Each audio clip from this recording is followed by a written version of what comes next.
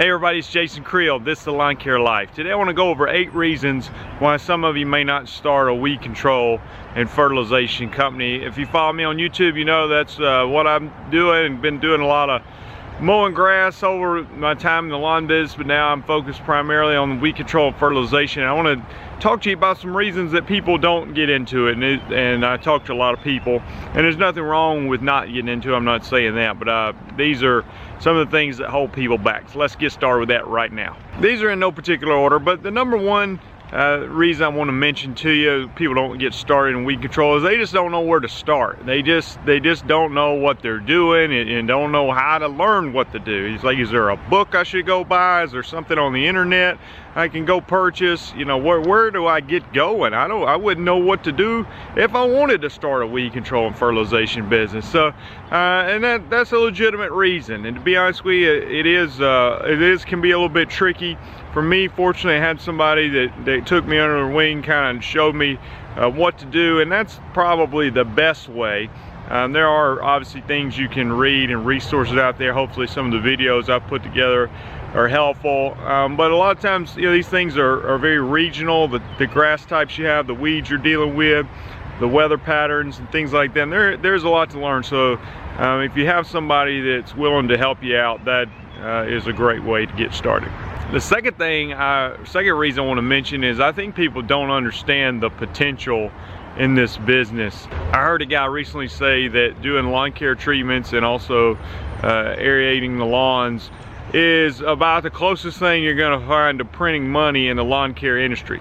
Well, I get his point. It's not exactly just printing money, but it can be very profitable, and there's definitely a great potential there for growth. And you'll see some of the companies that are doing weed control and fertilization, even they're staying small, they're doing quite well. And I can speak that from my own business.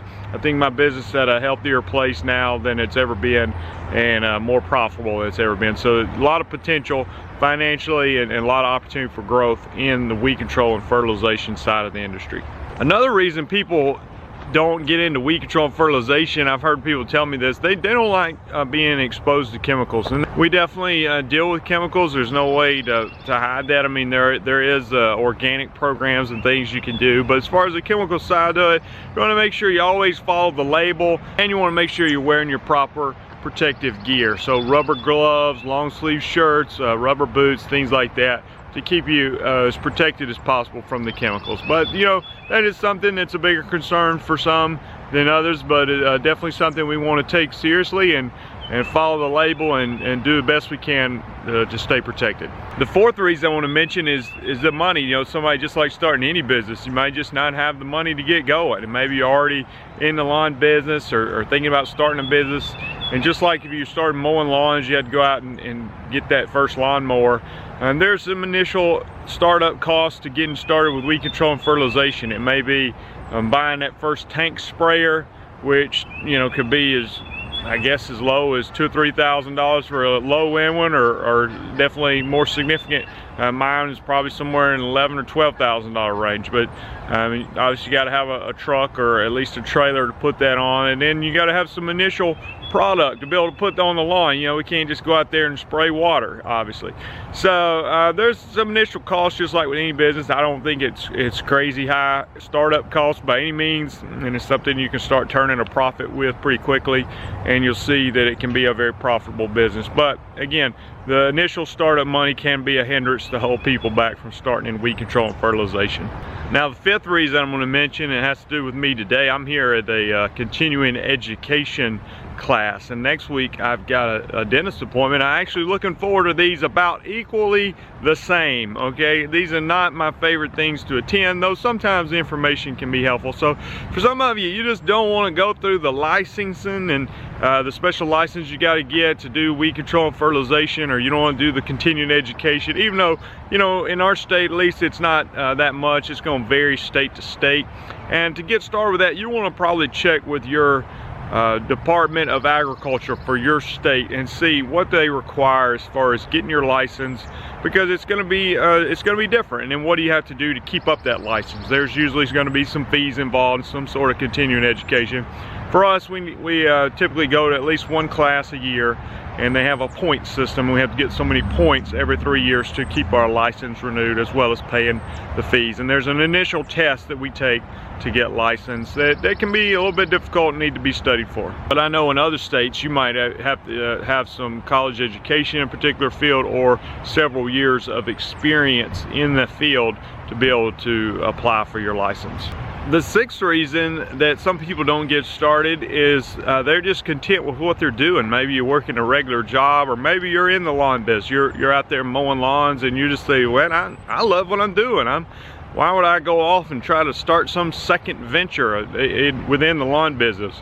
And you're having plenty of growth and plenty of success in what you're currently doing. If that's the case, then, you know, hey, again, there's no pressure from me.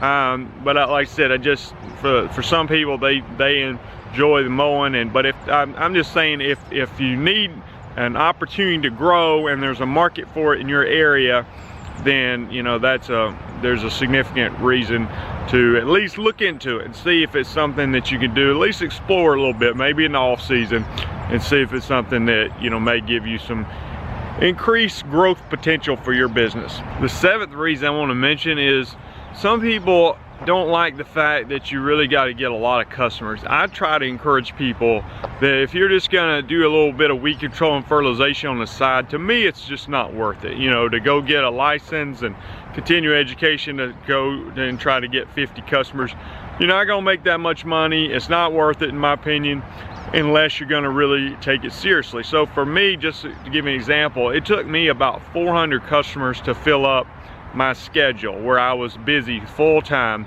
just doing weed control and fertilization. Now, if you're mowing lawns and then you want to add this to it, obviously you wouldn't have to have as many. But again, is it worth it just for a small amount of customers? I'm not sure it is. So, you know, and it took me 3 years to get to 400 customers. So that's a challenge sometimes, being able to get that many customers. Some of it may be struggle with marketing your business or getting customers. That can be real intimidating and can hold some people back from getting started in weed control and fertilization.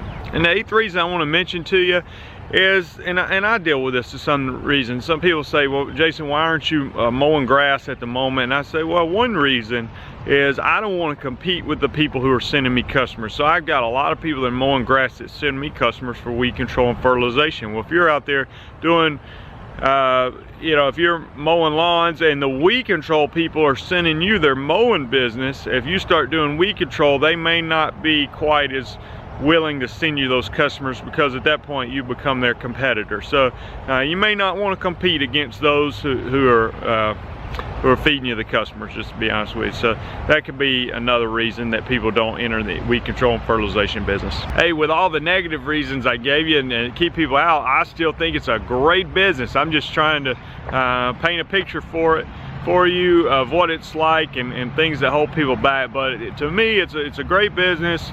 There's a lot of differences between mowing lawns and doing weed control. If you've got the business skills from a mowing business, it's not that hard to translate that over to the weed control side. It's just the knowledge and understanding what you're trying to actually accomplish on the lawn that can be the tricky part. And again, you got to ramp up your customers and get more customers to really fill up your schedule. Because like I say, if you're mowing somebody's lawn, you might show up 30 or even more times to cut their grass in a year. Where if you're doing weed control, it could be as few as 5 times a year in a program, or maybe up to 12, somewhere in that range. I typically do 7 applications a year on a lawn, so it takes a lot more customers. But you can do a lot more customers in a day. If you think about I don't know, let's say a 6,000 square foot lawn, and you got there and mow it by yourself, maybe it takes you 30-40 minutes.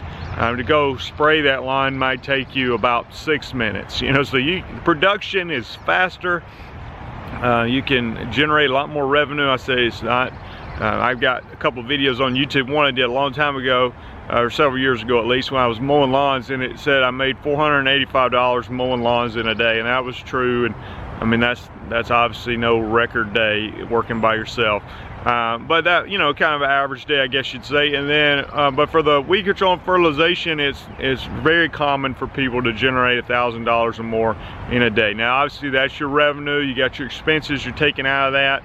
Your chemical costs, fertilizer, usually roughly 20 to 25% of your annual revenue. So you know, it's not all profit, but it is profitable, I can assure you of that, and it's something that's been a good move for my business. So anyway, I've got some resources available at lawncarelife.com. There are a lot of videos on here.